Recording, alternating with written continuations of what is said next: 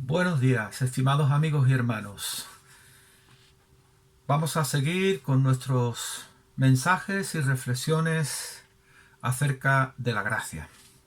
Y hoy queremos leer en la carta del apóstol San Pablo a Tito, capítulo 2, versículo 11 al 14. Y dice así: porque la gracia de Dios se ha manifestado para salvación a todos los hombres, enseñándonos que, renunciando a la impiedad y a los deseos mundanos, vivamos en este siglo sobria, justa y piadosamente, aguardando la esperanza bienaventurada y la manifestación gloriosa de nuestro gran Dios y Salvador Jesucristo, quien se dio a sí mismo por nosotros para redimirnos de toda iniquidad y purificar para sí un pueblo propio, celoso de buenas obras. El tema de hoy va a tratar sobre dos aspectos o dos asuntos que parecen contrapuestos, o algunos han pensado que están en oposición el uno con el otro. Y es el tema de la santidad y la gracia. La santidad y la gracia. En primer lugar, hemos leído en este pasaje que la gracia se ha manifestado para salvación a todos los hombres. Dios ha dado su gracia para que la humanidad pueda ser salva. Él ha amado a los hombres, ha amado a todo el mundo, dice la Escritura, de tal manera que nos ha dado a su Hijo unigénito, para que todo aquel que en él crea no se pierda, mas tenga vida eterna. Este regalo, este don de Jesucristo, ha sido y fue por gracia. Y esa salvación es y sigue siendo por gracia. Somos salvos por gracia por medio de la fe. Y lo que es el camino, el trayecto de la vida cristiana o de la vida en Cristo hasta el final de los tiempos, será por gracia. Y no hay otra manera, no hay otra forma. Dios no nos salva por gracia y ahora quiere que continuemos en nuestras propias obras y en nuestra propia religiosidad, sino que esa salvación por gracia se opera continua y constantemente hasta el fin de los días, hasta que Cristo venga o nosotros partamos con Él para estar en toda la eternidad junto con Él. Os quiero contar una historia. Hablando con un hermano, un pastor, me decía que fue invitado a una iglesia y él predicó acerca del tema de la gracia. Cuando terminó, el pastor anfitrión pues le dice: mira, esta es la última vez que te invito a predicar a mi iglesia, porque aquí en esta iglesia se predica sobre la santidad y no sobre la gracia. Inaudito. Yo desde luego me quedo anonadado. ¿Cómo podemos hacer? ¿Cómo este señor pastor puede hacer una separación entre la santidad y la gracia? Y si no está predicando en su iglesia sobre la gracia, ¿de qué está predicando? ¿De la ley? ¿Del antiguo pacto? ¿De la salvación por obra? ¿De los ritos? ¿De las tradiciones? Porque es por gracia únicamente que podemos realizar todo, absolutamente en Cristo Jesús. Y a causa de esta ignorancia de la gracia, justamente, y por estos liderazgos, muchos creyentes viven en temor y en esclavitud. Este error religioso produce condenación, produce sentimientos de culpa.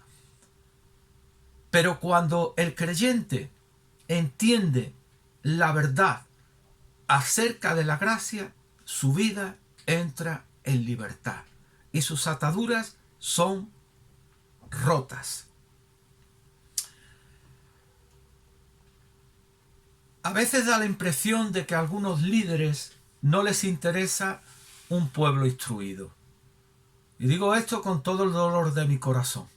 Parece que no les conviene que los creyentes tengan conocimiento profundo de la palabra de Dios, ni tengan una capacidad y un criterio propios.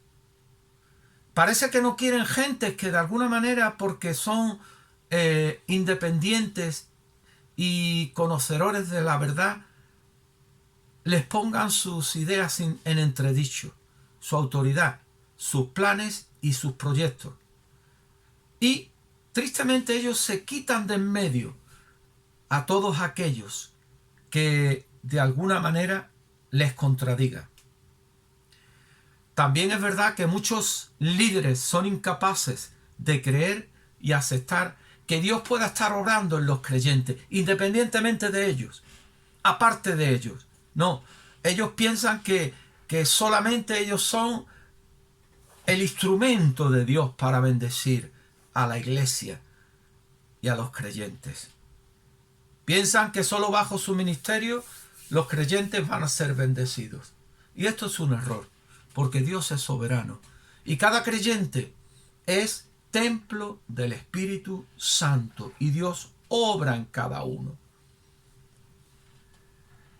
En gente de multitud de ministerios cristianos son sinceros y son bien intencionados en el enfoque, en su liderazgo, en sus formas y maneras de gobernar sus grupos, en sus congregaciones.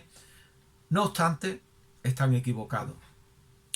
Cuando como resultado producen seguidores que están dependientes de ellos, son seguidores que de alguna manera no pueden decidir por ellos mismos, no pueden elegir y no pueden vivir si no tienen por encima la autoridad y el pastorado de la iglesia. El énfasis legalista en las enseñanzas y el establecimiento de normas que condicionan más allá del mensaje del Evangelio la vida de los creyentes constituye un abismo de separación entre la gracia y la verdad. Muchos líderes no han comprendido todavía la verdad y mucho menos el obrar de la gracia. Los legalistas cometen el error de divorciar la santidad de la gracia y la gracia de la santidad. Yo creo que nadie que lea la Biblia y la entienda correctamente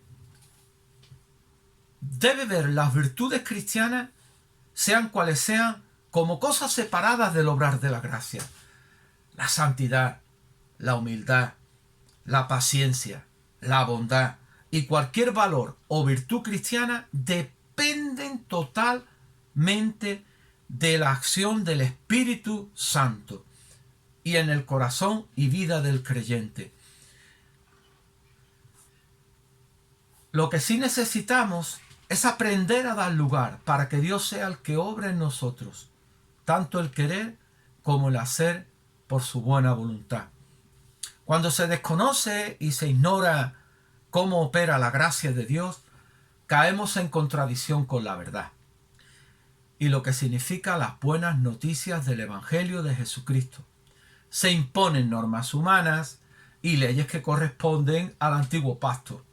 Se establecen normas y condiciones para recibir las bendiciones de Dios y la salvación, que si los creyentes tienen que hacer un pacto, que si los creyentes tienen que dar, que si los creyentes tienen que hacer esto y aquello. Se controla la iglesia de Jesucristo y se coarta en su libertad a los creyentes imponiéndoles reglas, además de una vigilancia que asfixia. La voluntad del Señor es que cada creyente avance hasta alcanzar la madurez, conforme al carácter de Jesús. Labor que Dios lleva a cabo por medio de su palabra, los ministerios, lógicamente, y el Espíritu Santo, su señorío, su providencia y sobre todo la operación de su gracia.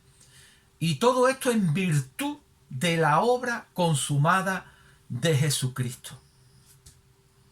Hermano, la razón por la que toco este asunto no es por ver si a los creyentes y a la iglesia le interesa buscar la santidad o la gracia. No, las dos cosas van juntas. Más bien necesitamos entender de qué manera vamos a vivir nosotros en santidad. ¿Cómo vamos a ser santificados? ¿Por nuestros propios medios? ¿Por nuestra propia religiosidad? ¿O será más bien por el obrar de la gracia de Dios? ¿O será más bien por el obrar de Jesucristo que vive en nuestros corazones, al cual permitimos que Él se manifieste? ¿No será más bien por la vida de Cristo? ¿No será más bien por la obra del Espíritu? Porque dice la Escritura en Romanos 8, porque la ley del Espíritu de vida en Cristo Jesús me ha librado de la ley del pecado y de la muerte.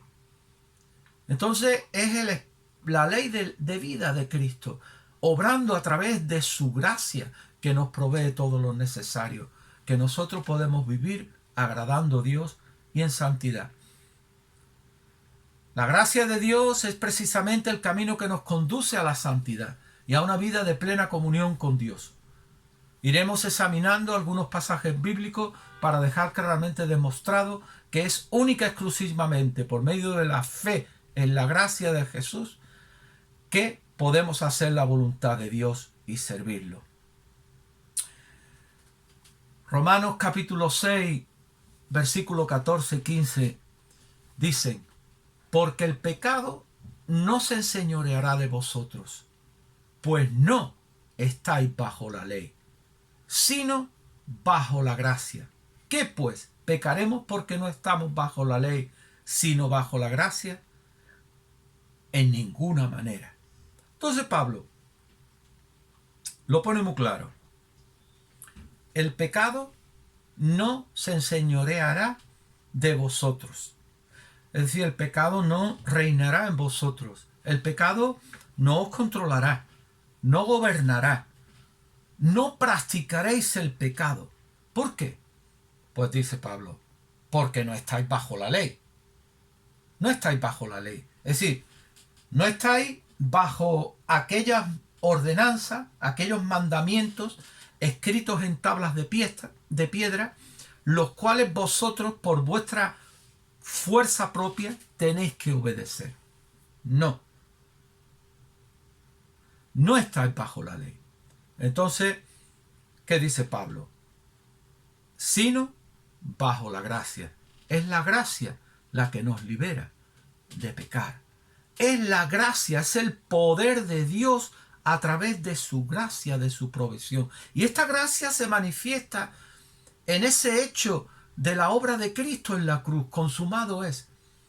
Cuando nosotros hemos recibido a Jesucristo y hemos creído en su obra, Dios ha obrado en nuestros corazones.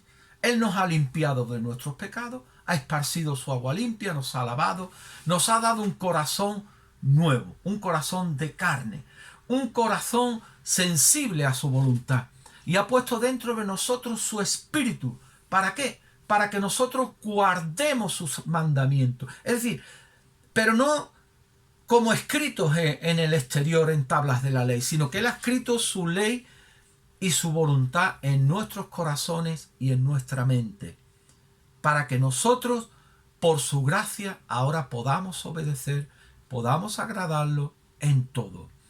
Algunos creyentes que oían las enseñanzas de Pablo en directo o por sus cartas, que eran leídas en las iglesias, muchos lo malinterpretaban. Y hoy sucede un tanto de lo mismo. Es decir, no obstante, el apóstol se adelantaba a responder las posibles objeciones y malos entendidos. La doctrina de la gracia, como otras enseñanzas, resulta ser hoy día un tema de controversia y muy malentendido entre los cristianos. Muchos de contemporáneos del apóstol Pablo entendían que como la salvación era por gracia, pues ellos podían hacer lo que quisieran. Entonces, claro, Pablo les dice, ¿pecaremos para que la gracia abunde? Y Pablo les dice y les contesta, en ninguna manera. Sí, la gracia de Dios, el perdón, el favor, la bendición de Dios por gracia no es para que nosotros continuemos en nuestros pecados. La gracia no nos da licencia para pecar.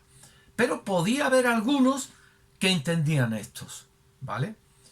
Y había otros que, más los que eran de tendencia judaizante, que decían, no, es que la gracia no es suficiente. No solo vamos a ser salvos por gracia, es necesario guardar también la ley. Es necesario que los creyentes se circunciden. Es necesario que contemplen ciertas normas y ciertas tradiciones de los ancianos, ¿vale? Entonces, un extremo, que se iban los creyentes, podía ocurrir al libertinaje, y otro extremo, que iban los creyentes hacia la ley. Entonces, a veces, la gracia de Dios se neutraliza. Y se neutraliza por dos razones. Una, porque el creyente entiende o cree que tiene que continuar bajo la doctrina de la ley, bajo las normas judaicas. Y entonces él procura la salvación por las obras, como sucedía en la época de Pablo. Hoy día hay creyentes en iglesias evangélicas y está entrando muchísimo el judaísmo, ¿vale? Los creyentes están siendo arrastrados para que vuelvan a estar guardando los días de fiesta, los temas alimenticios y otra serie de ritos. Eso nos separa de la gracia. Pero hay otra manera también en la que nosotros, los creyentes, podemos ser apartados o podemos deslizarnos de la gracia. Y es cuando hacemos una mezcla. Cuando mezclamos el antiguo pacto con el nuevo. En muchísimas iglesias lo que se enseña y lo que se predica es una mezcla. Y esto, claro, Jesús nos advirtió. No se puede poner el vino nuevo en odres viejos. No se puede echar el vino nuevo en odres viejos. El nuevo pacto, el evangelio de Jesucristo, las buenas noticias, el mensaje de la gracia, se neutraliza y se adultera si nosotros lo mezclamos con la ley. Si nosotros hacemos un batiburrillo, una ensalada del Antiguo Testamento con el Nuevo Testamento. Y esto sucede muchas veces con toda la buena intención del mundo, pero muchos predicadores se equivocan en esto y confunden la mente de los creyentes y su fe.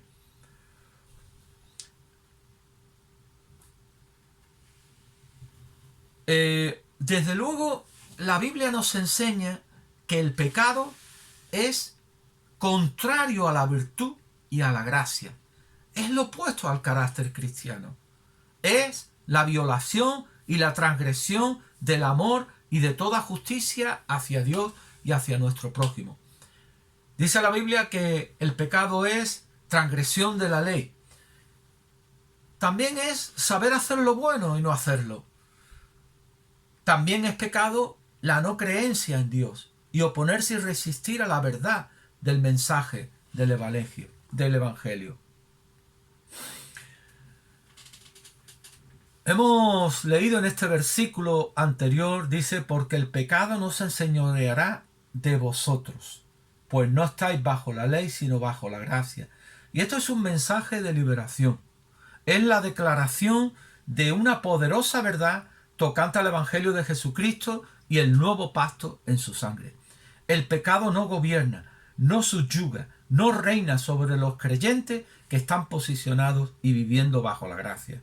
Lo contrario también es verdad, en el sentido de que si estamos bajo la ley e intentamos agradar a Dios mediante la observancia del antiguo pacto, entonces seremos esclavos del pecado y estaremos dominados por él. La diferencia de estar bajo la ley o por el contrario estar bajo la gracia se encuentra ¿en qué? En que si el pecado nos está esclavizando y gobernando nuestras vidas, o por el contrario hemos sido liberados de su poder por medio de la gracia. Ahora bien, para experimentar el poder del liberador de la gracia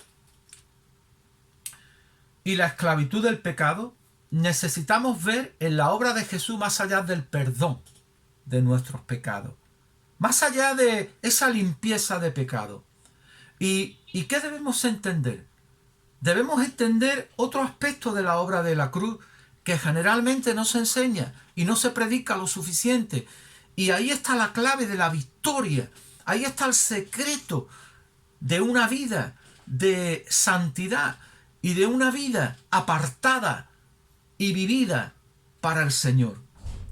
Y debemos entender lo siguiente, que Jesús no solo murió por nuestros pecados, no solo murió por nuestros pecados, y digo yo, ni murió solo.